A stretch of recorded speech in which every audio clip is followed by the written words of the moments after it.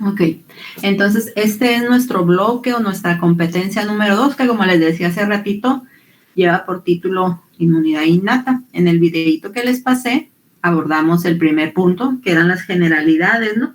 Y dentro de las generalidades vimos dos términos que hay que afianzar, que son los PAMs y los PRRs. ¿Les quedó claro lo que eran los PAMs? Sobre todo porque los PRRs, pues ya de alguna manera habíamos dicho que así se llamaban los receptores que reconocen antígeno en las células o que se encuentran sobre las células de la inmunidad innata, ¿verdad? Pero los PAMs, ¿les quedó claro lo que es un PAM? A mí no tanto, doctora, como que me enredó un poquito ¿Y con la definición de los PAMs. ¿El PRR les queda claro? Sí.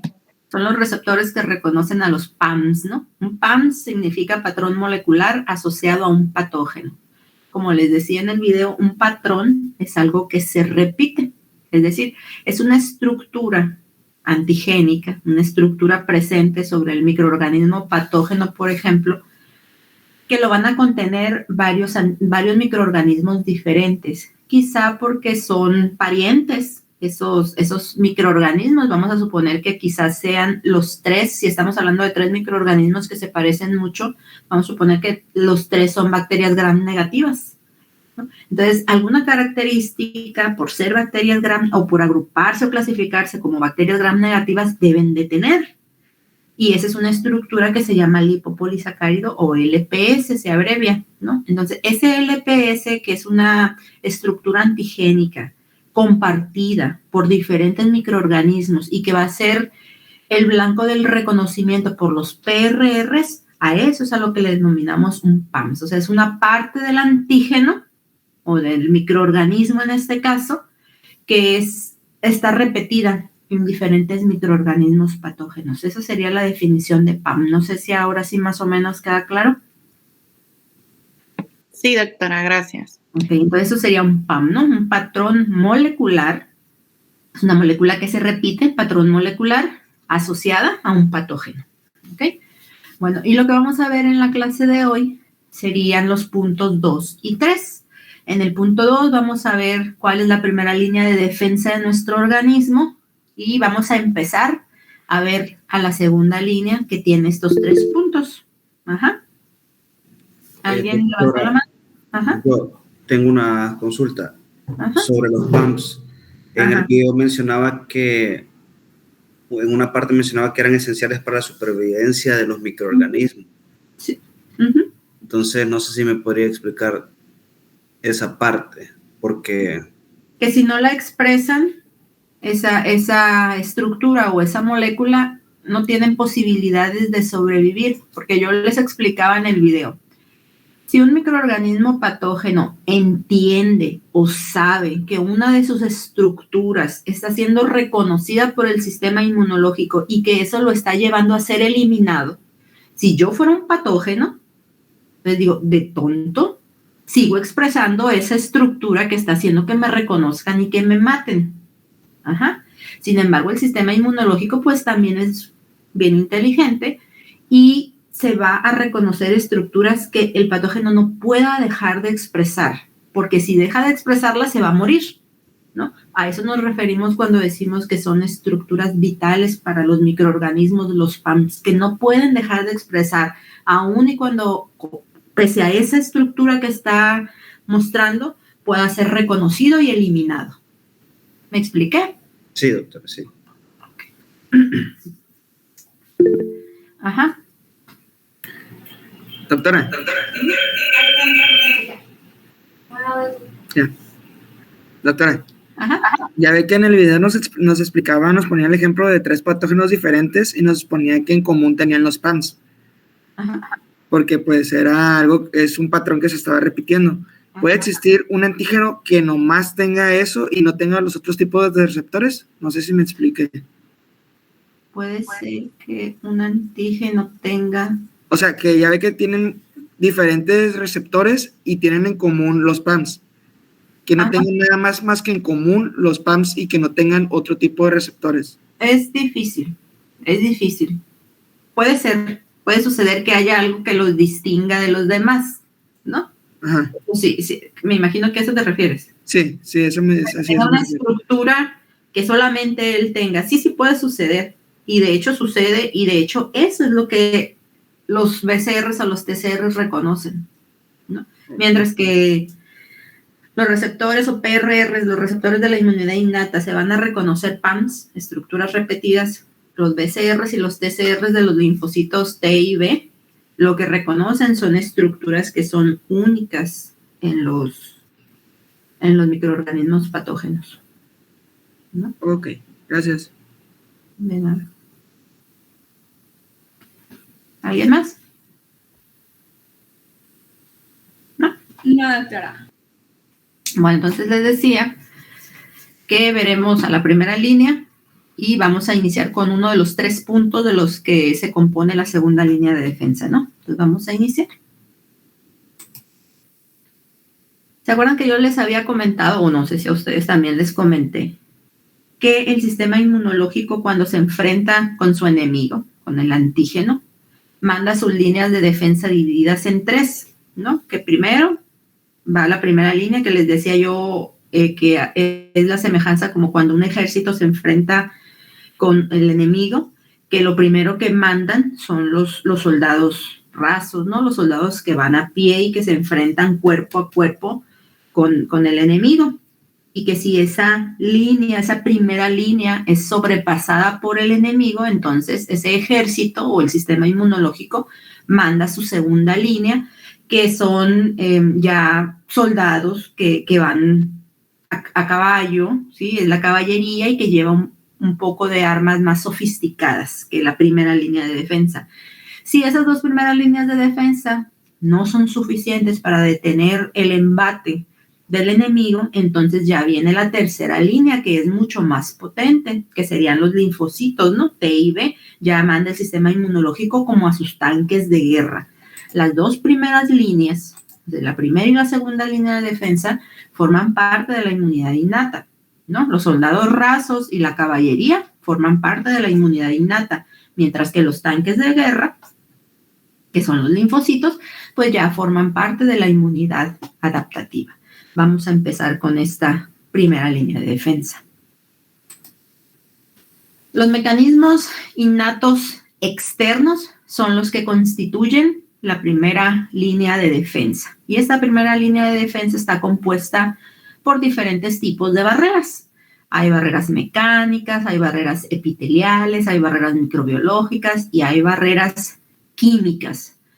Todas estas barreras naturales tienen como objetivo principal detener o evitar la entrada del microorganismo patógeno a nuestro cuerpo. Esa es su principal función. Veamos un poquito acerca de las barreras mecánicas. Ejemplos de barreras mecánicas son la tos, los estornudos, el parpadeo, las lágrimas, la descamación que sufrimos en nuestra piel, etc. Todas estas que ustedes ven aquí son barreras mecánicas. Esas barreras mecánicas no forman parte propia. Ajá. ¿No vendrían siendo las barreras naturales? Sí, son barreras naturales, todas. ¿Qué dice mecánicas? Todas son barreras naturales, todas. Ah, ok. Mecánicas y naturales vienen siendo las mismas. No, todas las 4 son barreras naturales. Las 4. No, ya. Las mecánicas. Ejemplos de barreras naturales son las barreras mecánicas, las epiteliales, las microbiológicas, las químicas. Y aquí hablaremos de las barreras mecánicas, que son todas estas que ustedes ven aquí, son ejemplos de barreras mecánicas. Esas barreras mecánicas, pues, no forman parte en el sentido estricto del sistema inmunológico, no forman parte de él. Sin embargo, sí le ayudan de diferentes maneras para evitar la introducción o el establecimiento, una vez que ha entrado el microorganismo, en nuestro cuerpo, ¿no? Estas barreras, eso es lo que hacen, evitan la entrada, o bien si ya entró, evitan que el microorganismo patógeno pueda establecerse, pueda multiplicarse y pueda causar una enfermedad. Por ejemplo, con la tos, con los estornudos, con el vómito, con la diarrea, lo que se hace es expulsar un antígeno que ha logrado penetrar de alguna manera, ¿no? Y eso se hace para que ese microorganismo no pueda quedarse en el interior de nuestro cuerpo. Con el parpadeo, mecánicamente nosotros estamos impidiendo la entrada de los microorganismos a los ojos. Si por alguna razón algún microorganismo entra al ojo, por ejemplo, que nos picamos el ojo con algún artefacto que tiene antígenos, ¿qué es lo que hace el ojo? Inmediatamente llora. Ajá. Y esas lágrimas son como un sistema de lavado que tiene el ojo para que por arrastre lo que haya podido penetrar salga junto con las lágrimas. Además de que en las lágrimas hay sustancias que tienen poder microbicida, ¿no? Con el movimiento peristáltico, con el flujo de la orina y con la descamación, lo que se intenta es por arrastre evitar que los microorganismos puedan establecerse en los tejidos y que puedan causar una enfermedad. Eso es lo que en general hacen las barreras mecánicas y, como les insisto, estas no forman parte del sistema inmunológico, ¿no? Pero sí le colaboran o sí le ayudan de alguna manera. Como barrera número 2, como ejemplo de esas barreras naturales, tenemos a las barreras epiteliales. Todas las superficies de nuestro cuerpo están defendidas por los epitelios o barreras epiteliales. Estos epitelios forman una barrera física entre el medio externo que contiene antígenos y el interior de nuestro organismo. Esas barreras epiteliales evidentemente están formadas por estas células epiteliales que ustedes ven aquí, que se mantienen juntas a través de uniones intercelulares herméticas, que forman un sello muy eficaz contra el medio externo. Existen dos tipos de barreras epiteliales, que son las barreras epiteliales o epitelios superficiales o externos y las barreras epiteliales internas. Ejemplo de una barrera epitelial superficial, pues es la piel, ¿no? Ejemplos de epitelios internos son los revestimientos de todas las estructuras tubulares de nuestro cuerpo, por ejemplo, los revestimientos del tubo digestivo, los revestimientos del tubo respiratorio, del reproductor, del urinario, ¿no? Entonces vamos a ver primero a la piel, que es una barrera epitelial superficial. Ustedes saben que la piel es el órgano más grande del cuerpo y cuando la piel está intacta no deja pasar absolutamente nada, es completamente impermeable. Cuando una persona sufre quemaduras graves, puede morir no a consecuencia de la quemadura en sí, sino a consecuencia de que queda completamente expuesto al medio externo que contiene una gran cantidad de antígenos, es decir, muere a consecuencia de las infecciones, no tanto así a causa de la quemadura, ¿no? Esto deja claro el papel tan importante que tiene la piel como una barrera física, ¿no? La piel también es una barrera mecánica. ¿Por qué? Porque la continua descamación, como les decía hace un ratito, que estamos sufriendo, evita que los microorganismos que se encuentran en la piel puedan establecerse y causar una enfermedad dermatológica. Además, la piel es una barrera resistente porque está formada por una capa externa córnea de queratina que es muy difícil de digerir para los microorganismos. No conforme con ser una barrera resistente, una barrera mecánica y una barrera física, la piel también es una barrera química porque produce sustancias químicas que tienen poder antimicrobiano. Por ejemplo, las glándulas sudoríparas y las glándulas sebáceas producen cierto tipo de ácidos, como el ácido láctico, los ácidos grasos, el ácido oleico, los cuales son bactericidas y fungicidas. Un ejemplo, el pie de atleta. Yo creo que todos en algún momento hemos tenido hongos en los pies, ¿no? ¿En qué parte del pie afectan estos hongos del género tricofitón. Esos son los causantes, ¿no? Los hongos del género tricofitón. ¿En qué parte del pie afectan? Entre los dedos. En la zona interdigital, ¿verdad? Entre los dedos. ¿En dónde más? En la planta del pie. Ajá. Y a los lados, ¿no? Ahí es donde afecta el hongo, donde puede crecer, donde puede multiplicarse, desarrollarse y causar enfermedad. Es justo en esas zonas, la planta, entre los dedos y a los lados, donde no hay secreción de glándulas sebáceas. Entonces, ¿serán importantes o no estas barreras químicas para el crecimiento, para el desarrollo y multiplicación de estos hongos? ¿Verdad que sí? Entonces, eso deja claro que la piel es una importante barrera química también, porque justo donde no hay secreción de glándulas sebáceas, el hongo puede causar una enfermedad. Además de esas sustancias químicas que les acabo de mencionar, en la piel también hay producción de estos péptidos antimicrobianos que están aquí, las defensinas y las catelicidinas. Estos son pequeños péptidos, ¿no? Que tienen un poder microbicida muy, muy grande. ¿Qué es lo que hacen? Son proteínas o péptidos catiónicos. Entonces pueden insertarse en la membrana o en la pared celular de los microorganismos patógenos y hacer estos hoyos o estos canales. Entonces, a través de estos canales va a haber entrada y salida de líquido, entrada y salida de iones. Entonces, el equilibrio osmótico de la célula microbiana se va a alterar y esa célula microbiana va a terminar por estallar.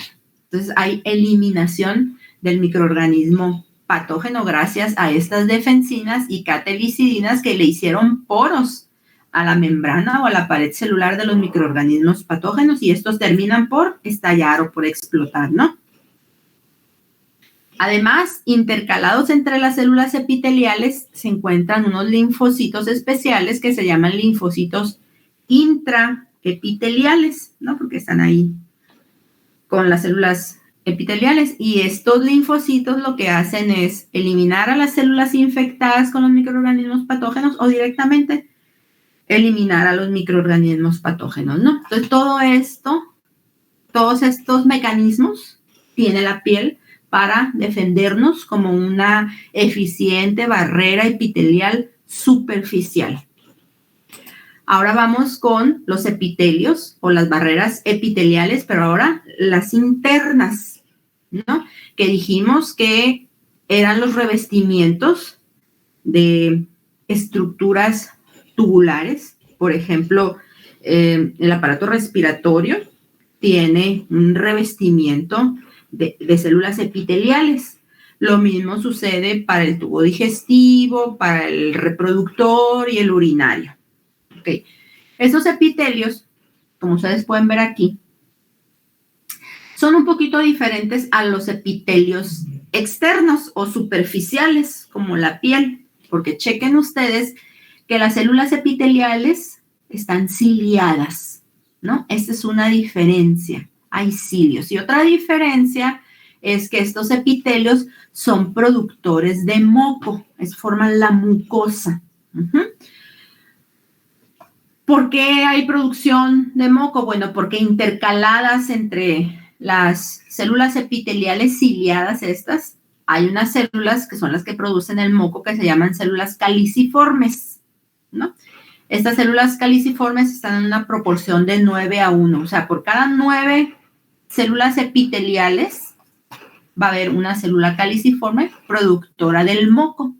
Y el moco lo que hace es que dificulta la unión de los microorganismos que hayan entrado por aquí, por ejemplo, que los respiramos, dificultan que esos microorganismos que respiramos se unan o se puedan unir a estas células epiteliales porque se quedan atrapadas aquí en el moco. Entonces, el moco funciona como una especie de adhesivo que atrapa todo tipo de partículas y facilita su remoción. Además de que en el moco existen también sustancias que tienen poder microbicida, como cuáles, como la lisocima y como las mucoproteínas. Ahora, Aquí tenemos, por ejemplo, el epitelio nasal, ¿no? Ahí están las células epiteliales, aquí está la célula caliciforme, ahí están los cilios, aquí está el moco. Entonces, el movimiento autónomo que presentan estos cilios que ustedes ven aquí va a funcionar como una especie de escobita, ¿no? Que va a estar continuamente facilitando la remoción de este moco con partículas atrapadas, tal como sucede con la nariz, ¿no?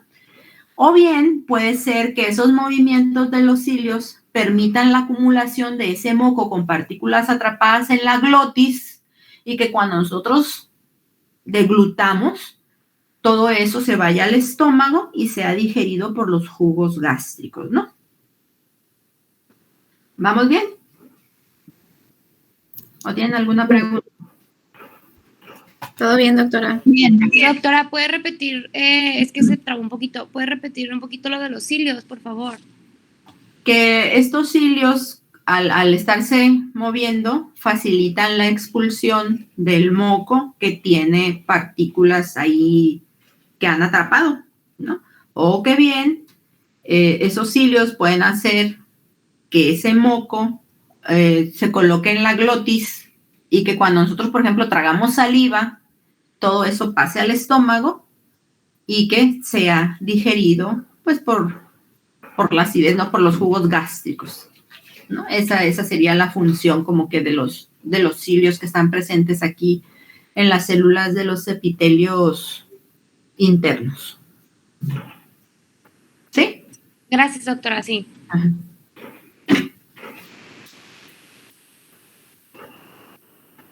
¿Me esperan tantito? Sí. Sí, no sé qué. ¿Quién está hablando ahí?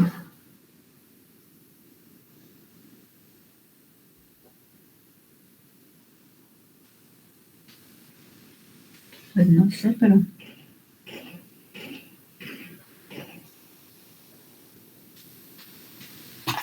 Hay mucha gente aquí afuera de la casa. Bueno, vamos con la tercera barrera. La tercera barrera es una barrera microbiológica, ¿no? Todos los epitelios de los que les he estado hablando, tanto la piel como los internos, que serían los epitelios, por ejemplo, de la mucosa intestinal, de la vaginal, están relacionadas o a ellas se encuentra asociada una microbiota de bacterias comensales, es decir, de bacterias no patógenas. ¿Cuál es la función de esta microbiota de bacterias que no nos causan daño? Bueno, fungen como una barrera microbiológica. Imagínense ustedes el intestino, ¿no? La mucosa intestinal tapizada de bacterias que no nos causan ningún daño, sino todo lo contrario, ¿no? Cuando nosotros ingerimos algún alimento que tiene alguna bacteria que es potencialmente patógena, cuando esa bacteria llega a nivel intestinal, al estar tapizado todo el intestino, pues esa bacteria patógena no tiene un lugar en el cual fijarse, o sea, no hay espacio y tampoco va a haber nutrientes para que esa bacteria pueda multiplicarse. Entonces, esta barrera microbiológica compite con las bacterias patógenas por espacio y por alimento. Además, algunas de estas bacterias comensales producen sustancias químicas, como por ejemplo la microbiota vaginal produce ácido láctico, y ya vimos que el ácido láctico es fungicida y es bactericida, ¿no? Bien, aquí chequen que hay, lo que está en azul serían las bacterias que conforman la microbiota, esa microbiota comensal no patógena. Y las que están en verde y en rojo serían bacterias potencialmente patógenas. Entonces, si la cantidad de microbiota no patógena es elevada, pues estas no tienen manera de establecerse, multiplicarse, causar una enfermedad. Entonces, así como entran, salen, ¿no? Cuando un individuo se somete a un tratamiento antibiótico largo, pues además de dañar a lo que le está causando una enfermedad, también va a alterar o va a dañar a la microbiota normal. Aquí pueden checar que la cantidad de estas bacterias no patógenas o comensales ha disminuido. Entonces queda espacio para que las bacterias que son patógenas puedan multiplicarse, puedan obtener nutrientes para poder reproducirse. De hecho, es muy común que cuando un individuo se somete a un tratamiento antibiótico largo, después de eso sufra enfermedades gastrointestinales, ¿no? Que le dé diarrea, por ejemplo. Eso es muy común. Entonces, es conveniente que junto con el tratamiento antibiótico se prescriban lactobacilos, por ejemplo. ¿Para qué? Pues para reconstituir esa microbiota que está siendo dañada o alterada y de esa manera evitar que las bacterias patógenas tengan espacio y tengan nutrientes para poder causar una enfermedad gastrointestinal. ¿Quedó claro? Sí. Sí. Sí, doctor. Sí. Vámonos con la cuarta barrera, que son las barreras químicas. Ejemplos de barreras químicas que también forman parte de esta primera línea de defensa. El pH del estómago y el pH de la vagina. Sería un ejemplo. Enzimas. ¿Como cuáles enzimas? Pues la lactoperoxidasa sería un ejemplo, la lactoferrina sería otro ejemplo, la lipasa, la lisozima. Hay varias barreras que son químicas. Hablemos, por ejemplo, del pH estomacal. La elevada acidez del estómago no permite la implantación microbiana ni su multiplicación. Entonces, el estómago mantiene una carga muy baja de microorganismos. Cuando hay casos de acloridria, es decir, cuando hay alteraciones en ese pH ácido, en ese pH que es normal, el individuo puede sufrir graves afecciones gastrointestinales, como las infecciones causadas por Vibrio cólera, por ejemplo, ¿no? Hay algunos microorganismos que han desarrollado resistencia a ese pH ácido estomacal, como el Helicobacter pylori, que es el que causa la gastritis, ¿no? Afortunadamente, es la cantidad de esos microorganismos que han desarrollado este tipo de resistencia a la elevada acidez del estómago son pocos, ¿no? Entonces, esto nos deja claro que el pH estomacal o el pH vaginal son importantes como barreras de defensa de esta primera línea, ¿no? De barreras químicas de esta primera línea de defensa. En el caso de las enzimas, por ejemplo, la lisozima, y aquí, ojo, no confundirla con el lisosoma, ¿no? La lisozima es una enzima, el lisosoma es un organelo que tiene enzimas. Entonces, son cosas diferentes, ¿no? Esta lisozima es una enzima y es una enzima que actúa rompiendo paredes celulares de bacterias gram positivas que tienen un compuesto que se llama ácido N-acetilmurámico, ¿no? Donde haya ese ácido, la lisozima va a romper ácido N-acetilmurámico. Por eso se dice que es una muramidasa, porque rompe ahí. ¿Dónde tenemos lisozima? En las lágrimas. ¿Se acuerdan que les dije que había sustancias microbicidas en el moco, en la saliva y en los gránulos, por ejemplo, de los neutrófilos? No sé si se acuerdan. Les dije que había lisocimas en uno de los gránulos, en los secundarios, ¿no? Ahí hay lisozima también. La lactoferrina. ¿Qué es lo que hace la lactoferrina o por qué nos ayuda en la defensa? Porque esta es una enzima que une fierro, ¿no? Y el fierro es un elemento vital para la sobrevivencia de los microorganismos. Entonces, cuando la lactoferrina se une a ella el fierro, la disponibilidad de fierro en el organismo para los microorganismos disminuye. Entonces, eso les da la torre a los microorganismos, ¿no? El sistema de lactoperoxidasa está presente en la saliva, en la leche materna, y esta tiene actividad microbicida, ¿no? En la leche materna, además de este sistema de lactoperoxidasa, hay lipasa, y la lipasa tiene efectos importantes sobre algunos parásitos.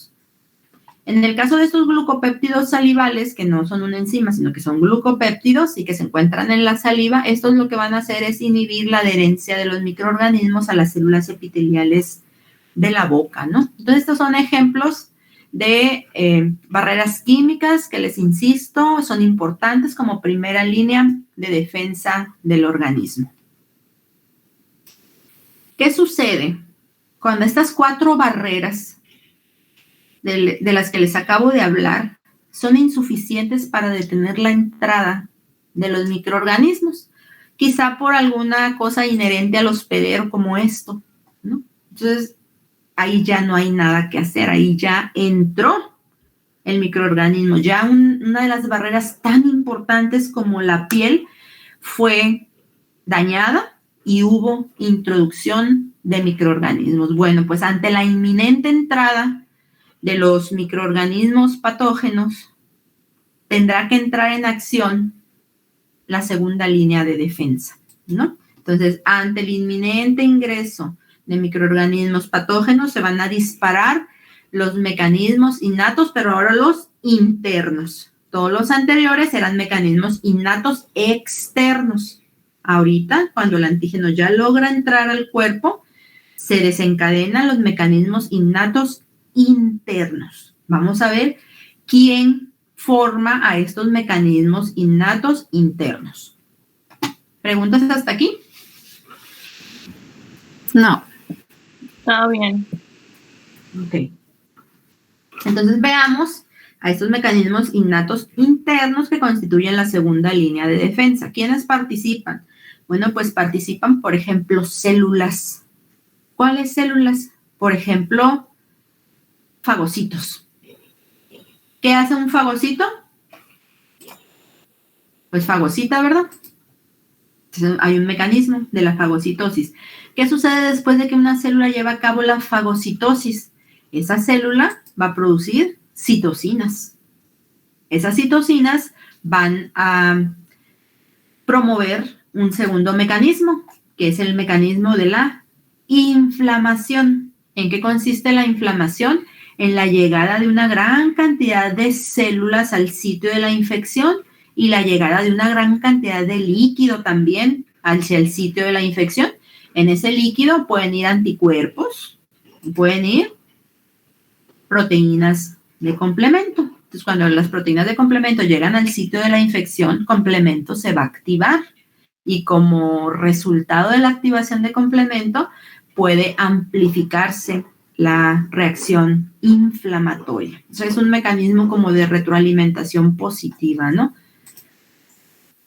Todas las células que inician todo este merequetengue que ustedes ven aquí van a ser las células que residen de manera permanente y normal en los tejidos. Ellas son las que van a iniciar con toda esta respuesta, las que residen ahí, las que están actuando como centinelas de los tejidos.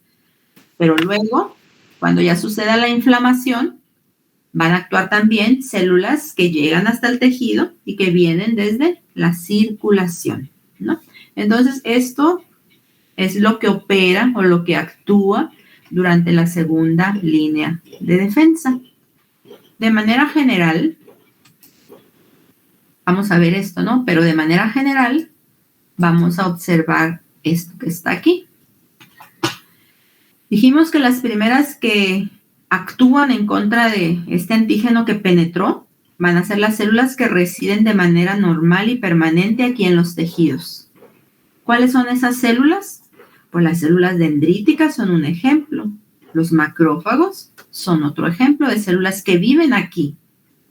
Estas células pueden capturar y pueden interiorizar al antígeno. ¿Cómo lo van a hacer? Pues el macrófago fagocita. ¿Cómo lo va a hacer una dendrítica? Recordemos que también fagocita y que es muy buena para hacerlo. Recordemos que la dendrítica también endocita o puede pinocitar, ¿no? De cualquiera de esas 3 maneras, la dendrítica puede interiorizar al antígeno después de haberlo capturado con su PRR.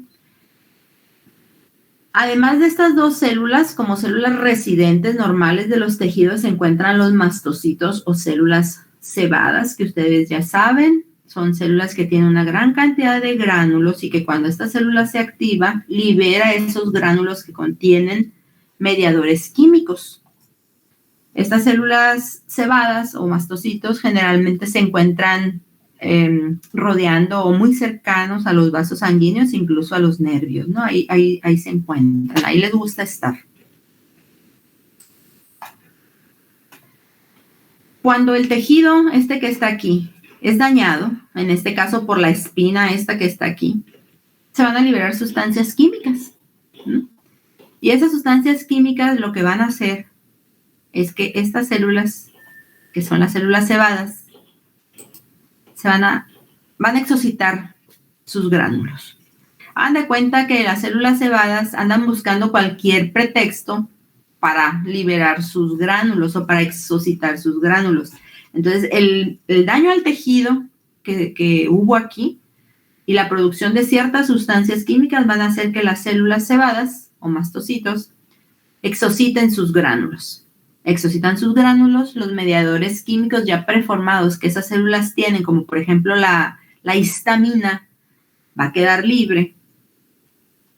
Las células fagocíticas o las células dendríticas van a interiorizar al antígeno y también van a producir otras sustancias químicas que son las citocinas, ¿no? Estas citocinas y los mediadores químicos producidos por o presentes más bien en los gránulos de las células cebadas, van a tener efectos sobre este vaso sanguíneo que está cercano al sitio de la infección, ¿no? ¿Qué tipo de sustancias químicas son las que se están produciendo? Pues de aquí ya dijimos que la principal es la histamina, ¿no?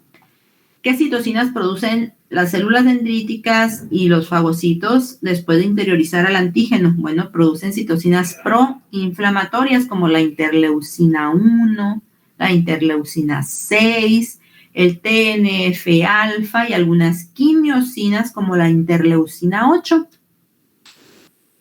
Ahí están, ¿ok? Interleucina 1, 6, TNF-alfa, que son proinflamatorias, y la interleucina 8, que es una quimiosina. Por su parte, los gránulos de las células cebadas tienen histamina y otros mediadores químicos, ¿no? Como los leucotrienos, las prostaglandinas y todo lo que vieron en un video de clases anteriores, ¿no? ¿Qué es lo que en qué va a resultar la liberación de todo esto? En dos de los mecanismos más importantes en la defensa innata, que son la inflamación y la elevación de la temperatura corporal, ¿no? La inflamación y la fiebre. Todo esto que se liberó provoca inflamación y provoca fiebre, que son mecanismos de defensa. Ya saben en qué consiste la inflamación. Chequen aquí el grosor del vaso sanguíneo, chequenlo acá, y aquí ya está dilatado, ¿no? Aumentó su grosor, y con ello, obviamente, el flujo sanguíneo. Entonces, ¿qué es lo que va a suceder? ¿Qué efecto tiene todo esto químico que se está generando aquí en el sitio de la infección? Pues hace que este vaso sanguíneo se dilate, hace que su permeabilidad aumente y que haya salida de una gran cantidad de células y una gran cantidad de líquido hacia la zona afectada. Y a eso es a lo que nosotros le llamamos inflamación. Esa inflamación obviamente va a incluir a la quimiotaxis, que es la atracción química de estas células hacia el sitio de la infección, y la diapédesis o extravasación, que es la salida física de las células a través del vaso sanguíneo para poder llegar hasta acá, hasta la zona de la infección. ¿Preguntas? No, doctora.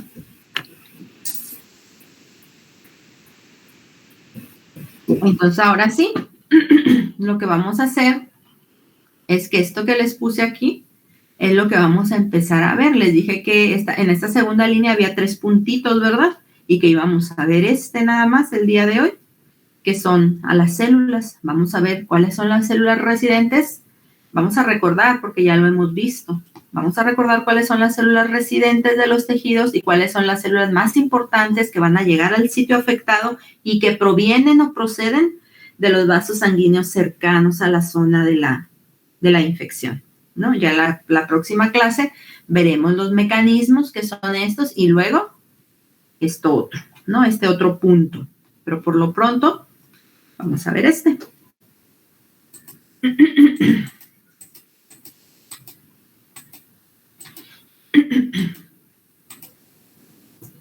Entonces, células que participan en la segunda línea de defensa de la inmunidad innata. ¿Cuáles son? ¿Cuáles y cuáles? Hay dos tipos, las acabamos de decir. Las residentes. Residentes y las circulantes. Exacto. Serían las células residentes, que son las que inician todo, ¿no? Y serían las células que llegan al tejido afectado y que provienen de los vasos sanguíneos cercanos al sitio de la infección, ¿no? Esos son los dos tipos. ¿Cuáles dijimos que eran los tres tipos de células residentes de los tejidos? Los macrófagos y Las dendríticas. ¿Y cuáles más? Son tres. los mastocitos. Ahí están. Células cebadas o mastocitos, las células dendríticas y los macrófagos. Y esto es para que recuerden su morfología, ¿no? Tenemos la gran cantidad de gránulos que poseen los mastocitos, las dendritas, ¿no? De las células dendríticas, que por eso se llaman así, y la morfología de un macrófago. Vamos a recordar, porque ya lo vimos, características más importantes o más generales de cada una de estas células residentes. Empecemos con los mastocitos. ¿Qué se acuerdan de los mastocitos? Todo lo que se acuerdan. Que contenían muchos gránulos. Son células que contienen en su citoplasma un montononón de gránulos. ¿Y esos gránulos qué tienen? Tienen muchas citocinas y mediadores que los liberan cuando se activan para atacar al antígeno. Entonces, tienen muchos mediadores químicos. Las citocinas las van a producir, pero después de la activación. ¿Okay? Los gránulos lo que tienen son mediadores químicos. Tienen enzimas vasoactivas, como por ejemplo la histamina. Hay algunas enzimas y otros mediadores lipídicos, ¿no? Después de que se activan, de alguna manera, porque hay muchas formas en las que estas células se pueden activar, ya dijimos, van a exocitar sus gránulos y van a empezar con la síntesis de novo. Eso quiere decir que apenas van a empezar a producir, porque las cosas que tienen en los gránulos, esas ya están preformados, ¿ok? Ya los tienen ahí listos, pero después de la activación van a empezar a sintetizar citocinas y otros mediadores, ¿no? Ok. ¿Dónde se producen estas células? ¿Dónde se generan? Son en la médula ósea. La médula ósea. ¿Un precursor de qué tipo? Mieloide. Precursor mieloide. ¿Salen maduras o salen inmaduras? Maduras, creo. Salen inmaduras. Un poco, Médula ósea. un poco maduras. ¿Van a estar en la circulación? ¿Las vamos a encontrar en la circulación? No. No, cerca de los vasos. Son residentes de los tejidos. Entonces no vamos a encontrar células cebadas maduras en la circulación, porque es hasta que llegan a los tejidos donde van a vivir de manera normal y permanente que ya maduran. Y como dicen, ¿en qué sitios podemos encontrar? Pues en la piel, en las mucosas, en tejido conectivo, y generalmente se encuentran rodeando a los vasos sanguíneos, así como vimos en la imagen, o rodeando algunos nervios. Ahí las vamos a encontrar. ¿Cuál es la principal función de las células cebadas durante la inmunidad innata? Favorecer a la inflamación. Son centinelas.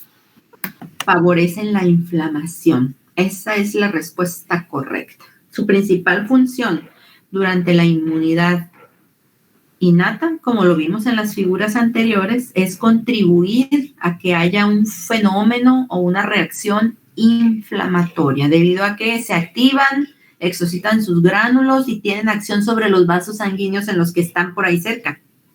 ¿Ok? ¿Y qué es lo que hace que una célula cebada se active? Ya dijimos que casi cualquier cosa, ¿no? Andan buscando cualquier pretexto para soltar sus gránulos. Pero ejemplo de cosas que puedan activar a estas células. Las alergias por el receptor que tienen.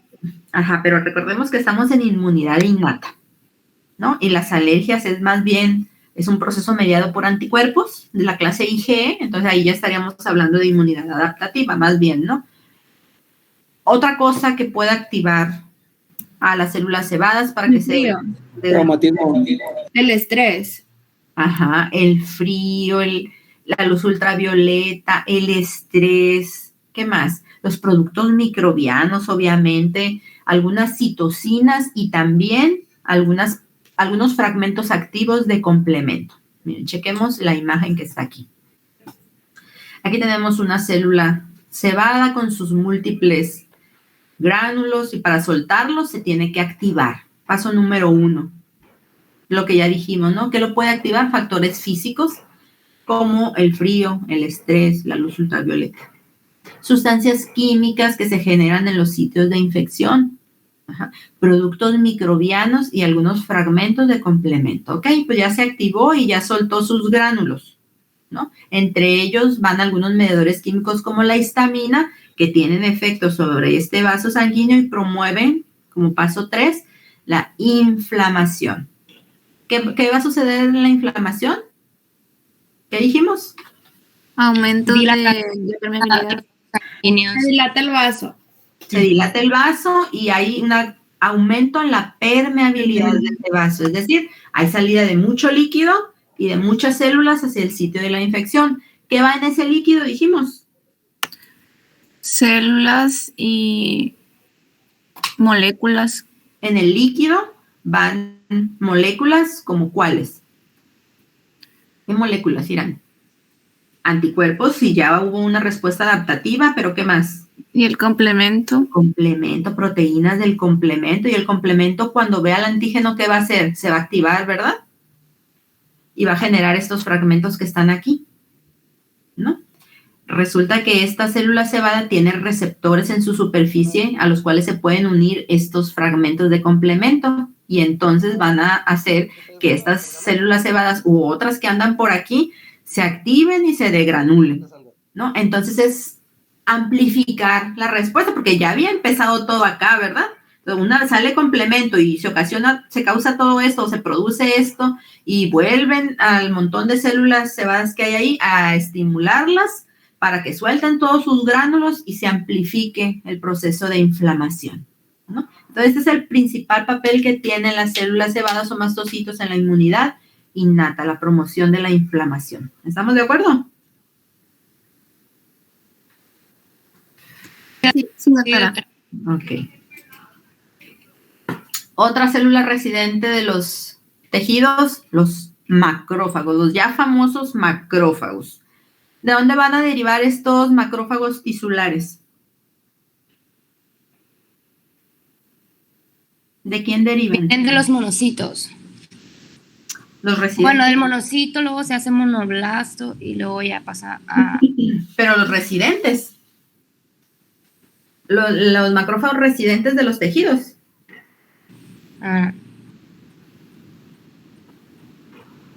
¿No se acuerdan de quién derivan?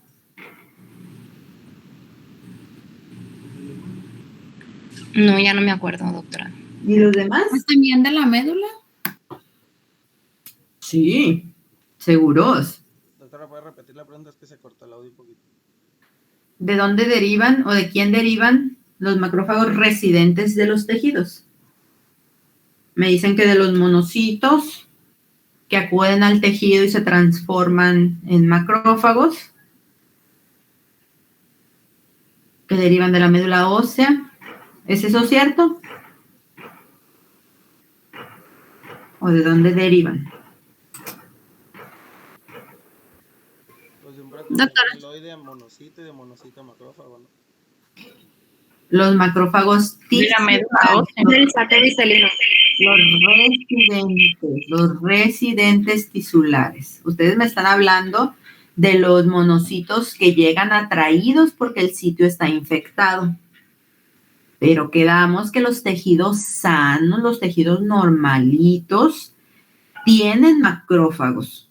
Y esos no derivan de monocitos, derivan de células troncales que están en el saco vitelino o que están en el hígado fetal.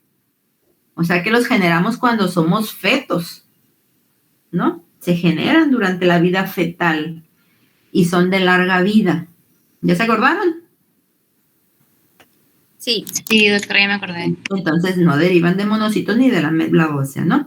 Derivan de las células troncales, de saco vitelino y del hígado fetal. Y ya sabemos que de acuerdo al tejido en el que vayan a habitar estos macrófagos, pues van a recibir diferentes denominaciones, ¿no? Como algunos de las que están aquí. ¿Ok? De manera general, la función de los macrófagos, ¿cuáles son?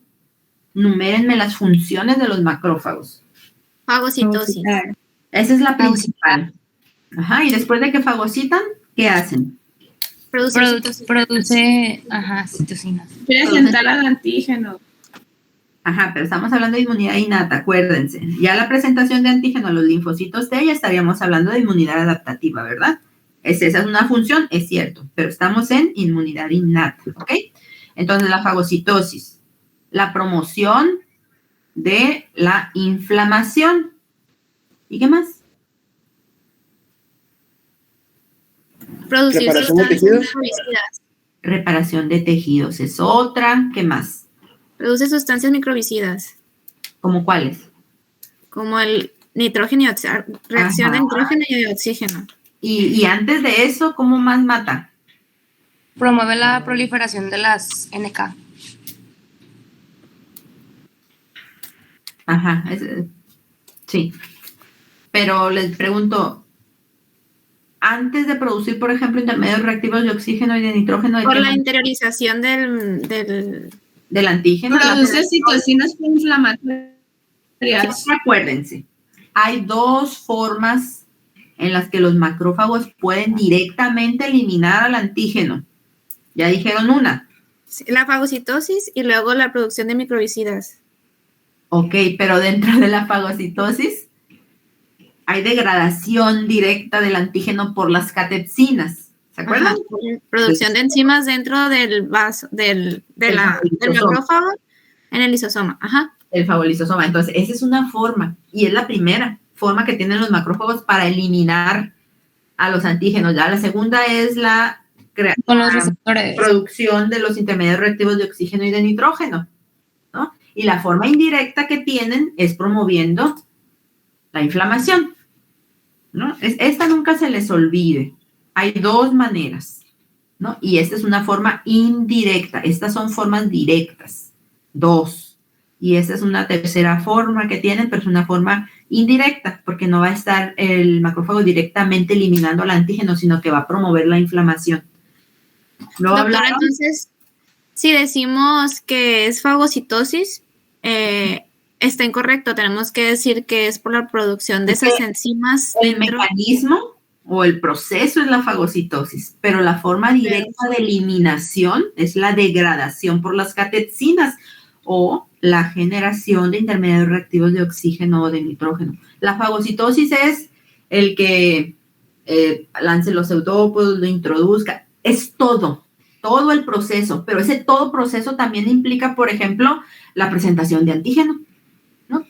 La fagocitosis te engloba todo, hasta la misma inflamación. Entonces, si ya estamos preguntando de manera específica cuáles son dos formas directas de eliminación del antígeno, se tiene que ser específico también, ¿no? ¿Y cuál es la forma indirecta? Pues esta. O sea, la fagocitosis te va a englobar todo. ¿Me expliqué? Ah, ok. Sí. Ok. Y acá está lo que ya habíamos dicho, ¿no? La regeneración del tejido, la angiogénesis, también, que forma parte de la regeneración tisular. Y también, así como promueven la inflamación, controlan o regulan a este proceso de inflamación para que no se vaya a pasar y nos vaya a causar daño, ¿no? Porque si el antígeno es eliminado y la inflamación sigue, pues eso nos va a causar daño a nuestros tejidos, ¿no? Entonces también hay que controlarla muy bien. Eso también hacen los macrófagos. Entonces ya sabemos que los macrófagos promueven la inflamación mediante citocinas proinflamatorias. ¿Se acuerdan cuáles son esas citocinas? ¿Ejemplos? La 8, 1 y 8. Otra vez, no, se me cruzaron. Creo que la 8. Interleucina 1 factor de necrosis tumoral y la 6. Ok. Interleucina 1, TNF-alfa, interleucina 6, y esta es una quimiosina, acuérdense, ¿no? Esta es la que atrae, sobre todo neutrófilos hacia el sitio de la infección, y estas son las que tienen efecto sobre los vasos sanguíneos. ¿Ok? Ahora, el control de la inflamación se va a llevar a cabo también a través de citocinas, pero que no son proinflamatorias, sino que son antiinflamatorias. Ejemplos son la interleucina 10 y el factor del crecimiento transformante beta. ¿Estamos? Sí. Sí. Ok. Terminamos con los macrófagos y vamos con la otra célula residente de los tejidos, que son las también ya muy famosas células dendríticas. ¿Cuáles son las células dendríticas que participan en la inmunidad innata? Recordemos primero que hay dos tipos. ¿Se acuerdan? De manera general hay dos tipos de células dendríticas. ¿Cuáles son? Las convencionales y no convencionales. Exactamente. Las convencionales y las no convencionales. Aquí vamos a ver a las convencionales. Las no convencionales. ¿Me dice cuáles son las no convencionales? Plasmacitoides y foliculares. Ok. ¿Las plasmacitoides en qué tipo de inmunidad participan? Innata. Innata. ¿Y por qué no las vamos a ver? Porque estoy diciendo Porque se encargan contra las células que están infectadas con virus y producen infección. Porque no son residentes, porque no son residentes de los tejidos, y nosotros estamos viendo residentes de los tejidos. Las plasmacitoides, como bien dicen, tienen efecto sobre los virus y se encuentran en la sangre. ¿Se acuerdan? Entonces no son de los tejidos, por eso es que no las vamos a ver, por eso solamente vamos a ver a las convencionales de la inmunidad innata. ¿Cuáles serían? Las de las Las intersticiales y las de Langerhans, exactamente, esas dos vamos a ver, nada más. ¿Por qué no vamos a ver a las interdigitantes? Porque están en inmunidad. Presentadoras de antígeno. Exactamente, son convencionales y derivan de estas dos, ¿verdad? Cuando ya maduran. Pero pues esas participan ya en la adaptativa, no en la innata, y nosotros estamos viendo innata. Ok, muy bien. ¿De dónde derivan estas células convencionales, estas células dendríticas? Pues recordemos que se generan en la médula ósea a través de una célula troncal hematopoyética que luego se va a diferenciar en un progenitor mieloide y me va a dar origen a estas células dendríticas convencionales, que son las de Langerhans, que están en piel, y las que están en los intersticios de los órganos. Ya sabemos que estas están inmaduras, ¿no? Que su función principalmente es la captura de los antígenos y se encuentran residiendo pues ahí, ¿no? En los espacios tisulares, intertisulares y en la piel. ¿Ok? Chequen ustedes, no es para que se los aprendan estos, ¿no? Es nada más para que vean ustedes la gran cantidad de receptores o PRRs que tienen las células dendríticas inmaduras para poder llevar a cabo su función, que es la captura de los antígenos, ¿no? Tiene una gran cantidad de PRRs en su superficie para poder capturar todo tipo de antígeno que penetre, por ejemplo, por la piel. Ahí están las de Langerhans con un arsenal inmenso de receptores para agarrar lo que entre, ¿no? Eso es lo que les quiero ejemplificar con esta imagen, no tanto que se aprendan los nombrecitos de los PRR, ¿no? Para eso está el nombre en general, PRR, afortunadamente, que no se tengan que aprender cada uno. ¿Qué función cumplen las células dendríticas inmaduras? Pues ya dijimos que ellas son centinelas de los tejidos, ¿verdad? Y que gracias a esa gran cantidad de PRRs capturan antígeno. Pero no es solamente esa su función durante la inmunidad innata, sino que también van a promover la inflamación, igualito que los macrófagos. Van a producir citocinas proinflamatorias, van a producir quimiosinas para atraer células a los sitios de infección también, y van a producir intermediarios reactivos del oxígeno y del nitrógeno. Ya quedamos que estas células, además de fagocitar, pueden endocitar o pinocitar, ¿no? Terminamos con el recordatorio de las células dendríticas, y ahora y de las células residentes en general, ¿no? Y ahora vamos a ver características, recordar características ahora de las células que llegan al tejido infectado y que proceden de la circulación. Y esto durante la inmunidad innata, porque ya durante la inmunidad adaptativa, recordemos que los linfocitos también pueden llegar a los sitios de infección, ¿no? Pues estamos hablando de inmunidad innata. ¿Qué tipo de células llegan? Los monocitos que luego llegan al tejido y se hacen macrófagos. ¿Qué más? ¿Cuáles son las primeritas que llegan? Los neutrófilos. Pues ya llevamos 2.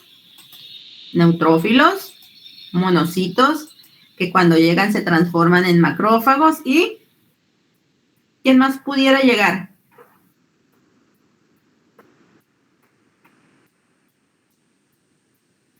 ¿No? Ay, eso iba a decir, ¿no? Pueden llegar, ¿no? No son tan importantes como estos dos, pero pueden llegar. ¿Ok? Entonces, recordemos características principales de estos tipos de células. ¿Qué me pueden decir de los neutrófilos? Además de que son los primeros que llegan a los sitios de infección. ¿De qué otro modo se les conoce? Como polimorfonucleares. Polimorfonucleares. ¿Por qué se les llama polimorfonucleares? Porque tienen diferentes formas su núcleo. Ajá. Porque su núcleo, al ser polilobulado, ¿verdad?, puede adoptar formas diferentes, por eso se llaman polimorfonucleares. Además de ser granulocitos, se clasifican como fagocitos profesionales. ¿Se acuerdan que son fagocitos profesionales estos? ¿Qué tanta cantidad hay de neutrófilos en la circulación? Como 50, 70%. Había El 50-75% de leucocitos circulantes. Exacto, o sea que hay un chorro. Fuera Un tononón, ¿no? ¿Se acuerdan que son de vida corta? Que si no que si en pocas horas o poquitos días no son llamados a un sitio de infección, se van a morir, ¿no? Por eso es que producimos diariamente una gran cantidad de ellos, ¿no? ¿Qué desventajas tienen los neutrófilos con respecto a los macrófagos? Que ya no son tan resistentes los neutrófilos. Resistentes, ¿verdad? Que lo que se está produciendo químico en el área de la infección muchas veces los mata, ¿verdad? ¿Y qué otra ventaja tendrían los monocitos que se convierten en macrófagos ahí en el tejido? En cuanto al tamaño de lo que fagocitan, por ejemplo. ¿Quién fagocita? Los neutrófilos fagocitan cosas chiquitas y el macrófago cosas más grandes. Exacto, los macrófagos, incluso a los mismos neutrófilos que se murieron, los pueden quitar, ¿verdad? Los pueden limpiar el área de la infección, quitando a los neutrófilos muertos. ¿Y otra ventaja que tengan los macrófagos sobre los neutrófilos? Es que se pueden multiplicar o dividir en el sitio de la infección, ¿no? Esa sería la ventaja. Entonces, primeras células que llegan a los sitios de infección son los neutrófilos, ¿no? Llegan y fagocitan a los antígenos porque son células fagocíticas profesionales. Después van a llegar los monocitos que se van a transformar en macrófagos y de igual manera van a responder rápidamente al antígeno que se encuentra aquí en el tejido infectado.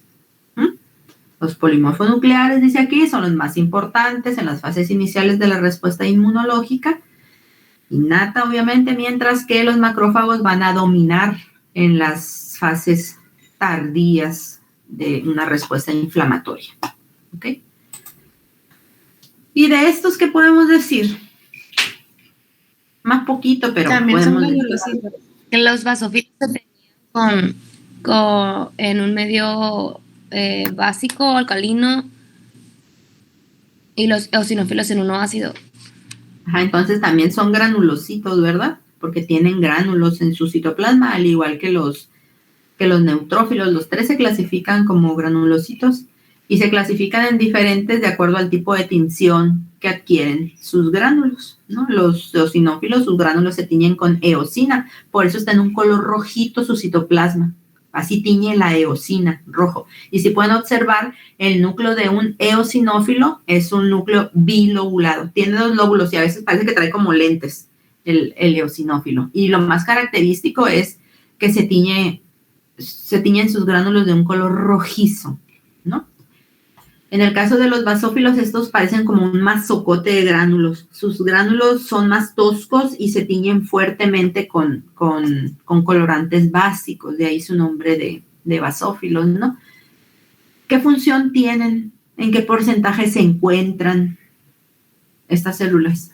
Son débiles para fagocitar.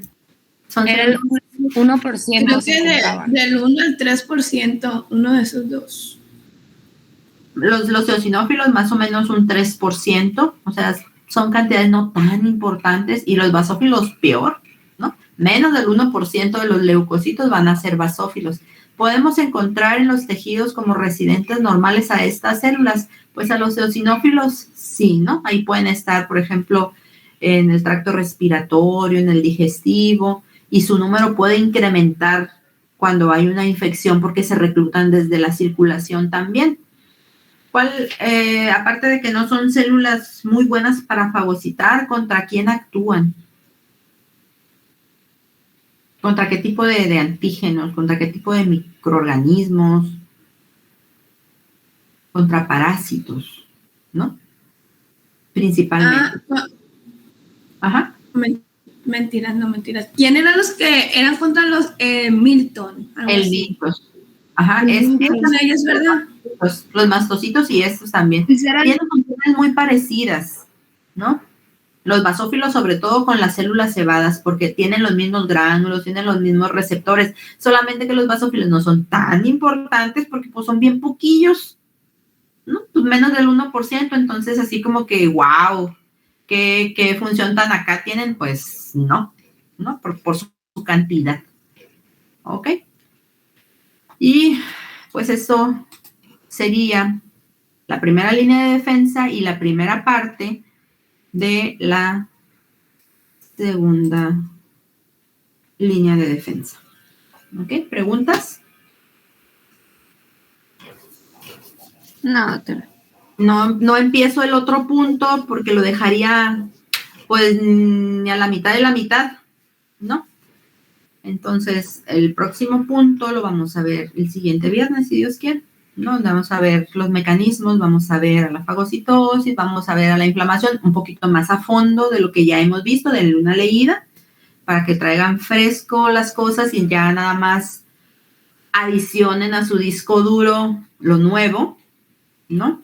Vamos a ver la fiebre, muy breve, que no hay mucho que decir, y la defensa antivírica, que serían los 4 principales mecanismos que operan durante la inmunidad innata. Y ya luego vamos a ver las moléculas de las citocinas, pues ya hablamos, ya tienen un video ahí, si quieren recordar, pues pueden verlo, no vamos a hablar mucho, pero de lo que sí vamos a hablar mucho es de complemento y sus vías de activación, ¿no? Ese sí nos va a llevar tiempito, ¿no? Porque vamos a ver las 3 vías, aun y cuando solamente 2 operan durante la inmunidad innata, vamos a ver a la tercera que opera durante la inmunidad adaptativa, porque se parece mucho a una de la que actúa en la inmunidad innata, solamente por eso la vamos a ver junto con esas 2. ¿Sale? ¿Alguna pregunta, alguna duda, comentario? ¿No? ¿Todo bien? No, doctora. Ya me dieron tema nuevo de tesis. Ok. Luego me lo pasarán seguramente el doctor Ayala, porque no me ha dicho nada. Pero pues igual andamos con lo de las becas, con la convocatoria de las becas al desempeño, hechos locos todos. Se le ha de haber pasado. Aparte que no lo he visto. No me ha tocado. Yo llego, voy a clase y luego me encierro a piedra y lodo en la oficina. ¿No? Entonces no me ha tocado platicar con él. Doctora, una pregunta. No sé si había quedado algo de decirnos del examen. Ajá. ¿Anotaron alguna duda del examen? ¿Alguna pregunta particular que les haya causado? Caímos en su juego, doctora, la verdad. A mí, lo que me causa así como controversia. Yo hice un examen. Ajá. ¿Qué te causa controversia? Es una pregunta. Cuando el macrófago en la inmunidad adaptativa ingiere un antígeno opsonizado, ¿se considera eso fagocitar o no? Es fagocitosis, pero facilitada. No es fagocitosis. Porque había una pregunta, entonces yo sí sabía que en la inmunidad adaptativa pues le presenta el antígeno e ingiere patógenos o antígenos opsonizados, y también puse fagocitosis porque yo pensé, pues si está ingiriendo el antígeno, lo está fagocitando, y me salió mal, pues.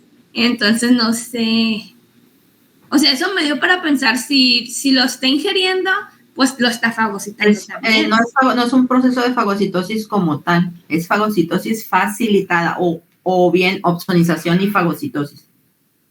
O sea, no es fagocitosis como tal, no es una fagocitosis como tal, no.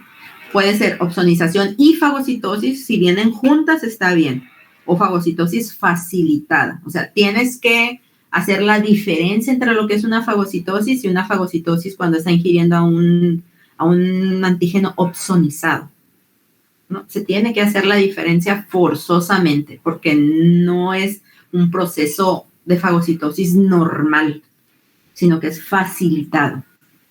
Doctora, a mí me pasó exactamente lo igual, porque yo me acordaba que en las diapositivas viene función de la inmunidad adaptativa y decía fagocitosis de antígenos opsonizados, y abajo decía célula presentadora de antígeno. Entonces yo le puse las 3 primeras por lo mismo, porque en la una decía ingerir antígenos opsonizados y la de arriba decía fagocitosis. Entonces yo dije, pues no sé cuál, y por eso le puse las 3.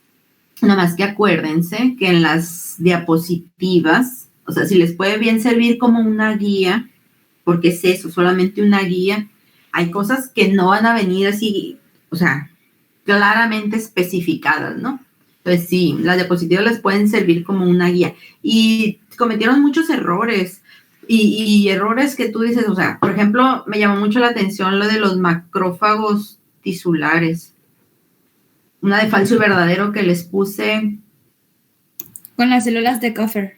Ajá. Me desmayé. La pregunta. No, la verdad, prácticamente todos la pusieron mal. Doctora, es que sí me la sabía, pero yo leí nada más. Células de Coffer y hígado. No son monocitos. Dije verdad. Yo lo asocié nada más, pero pues no son monocitos, son macrófagos. Sí, yo en ningún momento leí monocito. Me fui como coche al lodo y por eso me salió mal. Sí, es que nos las aplicó, doctora, la verdad, en varias preguntas. Es que son exámenes diseñados para ver si realmente entienden, no para que las cosas se aprendan de memoria. Es casi siempre les pasa en el primero, ¿ya? Y es lógico que pase en el primero porque no saben el tipo de exámenes que les hace un docente cuando nunca les ha hecho uno, ¿no? Y así son todos, o sea, les repito, no son exámenes diseñados para que se aprendan las cosas de memoria, porque así no funciona. Es tanta la información en inmunología que para poderse aprender las cosas de memoria necesitan muchos años, ¿no? Para poderse aprender las cosas de memoria. Es más bien para que capten, ¿no? Para que razonen, para que relacionen, ¿no? Para eso están diseñados los exámenes así. Entonces ya cuando vaya el segundo, cuando vaya el tercero y que les vaya bien, cuando vuelvan a hacer el primero de recuperación, ya se les va a hacer muy fácil, ¿no? Y siempre pasa, todos los años pasa. No se preocupen mucho, mejor ocúpense mucho, ¿no? Eso es lo que hay que hacer. No preocuparse, sino ocuparse. Doctora, como la pregunta que puso de células que producen inicialmente el interferón gamma. Yo sí sabía. Yo sabía que era la CNK y el TH1 que producían interferón gamma, pero como dije, ahí está la palabra clave, inicial. Pero yo dije, como no es el natural killer, pues el TH1. Pues es el otro. O sea, sí sabía que el natural killer las produce. Pero venía una pregunta que decía ninguna de las anteriores. Es que no la vi. Sí, yo pero sí me la sabía, pero dije, son las dos. Si no está una, pues es la otra. Pero también pues ¿por qué no dijeron que viene ninguna de las anteriores?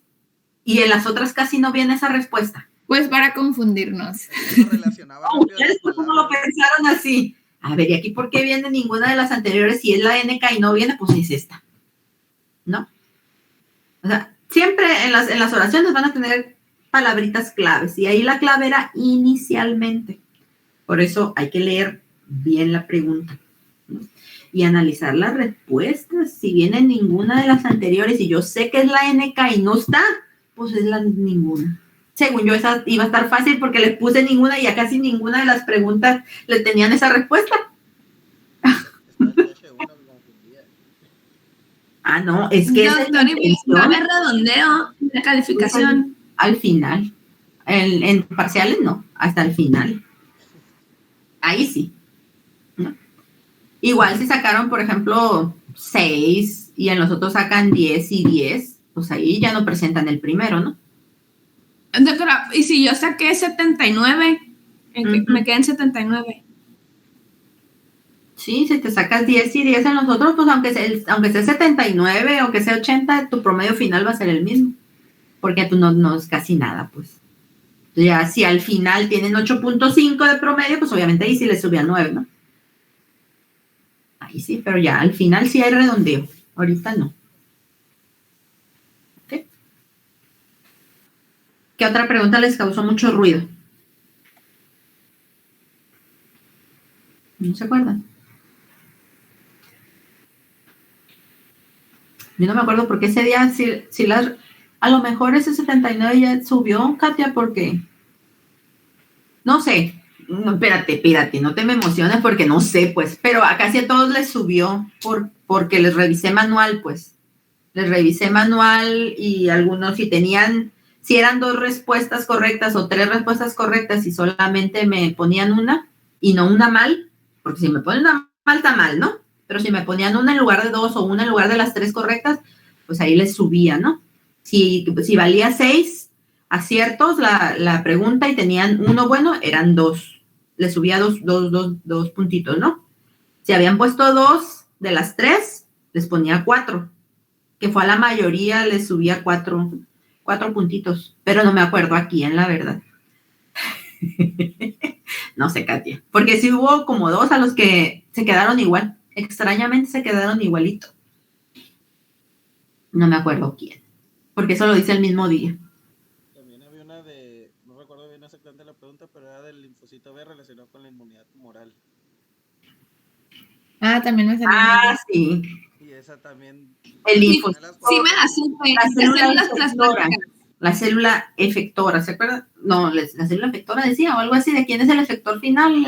No me acuerdo. Sí, y era falso, porque eran las células plasmáticas. Algo así. Son los anticuerpos. Me salió mal entonces. No, porque le pusiste falso. O sea, si no era de especificar, simplemente los B no eran, ¿no? Eran los anticuerpos. Si no decía célula, ¿no? Creo que no, decía cuáles son los efectores finales en la inmunidad humoral. Y los efectores finales, los que van a llevar a cabo la eliminación del antígeno, son los anticuerpos, ¿no? Por neutralización, por opsonización, por ADCC, por activación de complemento por la vía clásica. ¿Ok? Sí, y decía, los linfocitos B son las células efectoras de no sé qué tanto. Y por eso le puse falso. Son los efectores finales de la inmunidad humoral. Decía, los linfocitos B son las células efectoras de la inmunidad humoral. ¿Verdadero o falso? Falso. Esa era. Ay, le puse... No son efectoras. Son las que reconocen. Son las de la primera fase. Acuérdense, hay 3 fases. La primera es el reconocimiento, la segunda es la activación, la tercera es la efectora. Entonces, la célula efectora, si dice célula efectora, eran las plasmáticas. Si dice efectores finales, son los anticuerpos, ¿no? Y así, sucesivamente. Entonces, a ocuparse, ¿no? Doctora, me quedó duda de los linfocitos B, son células de la inmunidad humoral. Y le puse verdadero. Era falso. Es lo que estamos diciendo. Son las células efectoras de la inmunidad humoral. No son efectoras. No son las que actúan en la fase efectora. Esas actúan en la fase de reconocimiento. Ok. Esos detallitos hay que estar bien buzos en las clases, porque todo eso se los digo. No lo entendí. O sea, que si, por ejemplo, tenías todas las respuestas bien y te faltaba una, por ejemplo, a mí la de los neutrófilos me faltó una que pues no la vi. Y en esas usted las puso bien o las puso mal. Sí, por ejemplo, las de los neutrófilos eran 3 respuestas correctas. Y de esas 3 correctas, tú solamente pusiste 2. La plataforma te la pone mal, porque no pusiste las 3. Entonces, lo que yo hice fue revisar una por una. Entonces, si tú tenías 2 bien, y la respuesta, por ejemplo, tenía 3 y valía 6 puntos, y tú pusiste 2, te sumé 4 puntos. ¿Me explico? Pero usted lo sumó ahí, por ejemplo, si yo me meto, me va a aparecer. No, yo tengo mi Excel. Ah, ok. No, porque ahí no puedo hacer ya nada, porque yo no puedo decirle al sistema, yo tengo que decirle cuáles son las 3 respuestas correctas, no le puedo decir que es 1 o que es 2, porque entonces a los demás les va a afectar. No, yo lo hice manual y en mi Excel, yo ya sumé los 4 puntitos o los 2 puntitos o quedó igual. Díganos ya la cantidad, doctora, no puedo que les diga.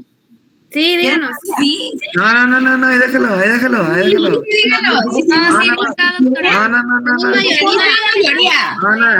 Pues a mí no me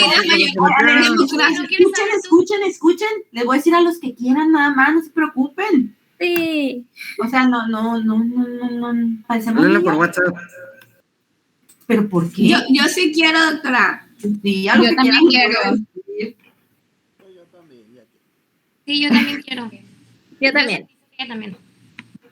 Pues sí, ¿cuál es el problema, hombre? Ni que no se conociera. ¿Alvarado Aguirre quiere? Sí, quiero. 85. No sé si te subió o no. Sí, me subió. ¿Ayala? Yo también quiero. 86.5. Heredia, me imagino que no. ¿O sí? ¿Hernández? No. ¿La Reinaga? Hernández dijo que sí, doctora, es que tiene el micrófono. Hernández Arellano, sí, 68.5. ¿La Reinaga no? No está la Reinaga. ¿Ochoa? Sí. 67. ¿Osuna? 66.5. ¿Osuna Hernández? Sí. 79. Ya ves, Katy. No puede ser. ¿Rodríguez Cebada? Alejandro dijo que no, fue de los que. No. No, yo no quiero, gracias. Has de haber puesto Diga su calificación porque me tiene todo el pendiente. Pusiste una opción mal, No, Catita, no, por eso no te subió. Quien no quiera es evidente, ¿no? No pasa nada, o sea, son calificaciones, son números, o sea, no refleja muchas veces un número lo que uno pueda saber o no, entonces eso es relativo, ¿no? Yo también me doy cuenta quién participa, quién no, quién preguntó el día de que hicimos la reunión para el examen, todo eso se toma en cuenta. Uno se da cuenta bien fácil, de verdad, y así, aunque estemos así, uno se da cuenta quién sí le pone ganas, quién entiende, quién está interesado, es muy evidente. Entonces, eso al final se refleja, o sea, uno tiene criterio, pues, para, o sea, por ejemplo, yo sé que Katia, o sea, de que tiene el 8, lo tiene, o sea, pero pues así son las cosas, ¿no? De una manera hay que calificar y al final, pues ya veremos, ¿no? Ya subiremos, ya todo se reflejará. ¿Me explico? O sea, no se preocupen. Simplemente ocúpense. Insisto. ¿Sale? Y lo más importante que se llevan no es un número, es el aprendizaje. Eso es lo importante que se lleven. ¿No? El decir cuando vean alguna, no sé, algo, o que lean algo, que vayan a un congreso y que entiendan lo que les estén diciendo, o que ustedes se luzcan, porque me ha pasado muchas veces cuando los chicos de generaciones anteriores han ido a los congresos pues bien contentos porque entendí todo lo que dijeron del linfocito, de aquello, de esto. Entonces se emocionan porque entienden lo que están diciendo en los congresos y finalmente eso es lo que importa. Que comprendan. O que ustedes lo puedan explicar. O que lleven un buen trabajo y que los demás digan, wow, sí saben. Eso es lo importante, chicos. ¿No? Entonces quédense con eso. ¿Sale, vale? Sí, Bueno, doctora. entonces, pues los dejo porque ya son las 12 y tengo otra reunión. ¿Ok? Sale, vale. Entonces nos vemos. Gracias, doctora. No, doctora. Gracias, doctora. Adiós. Gracias.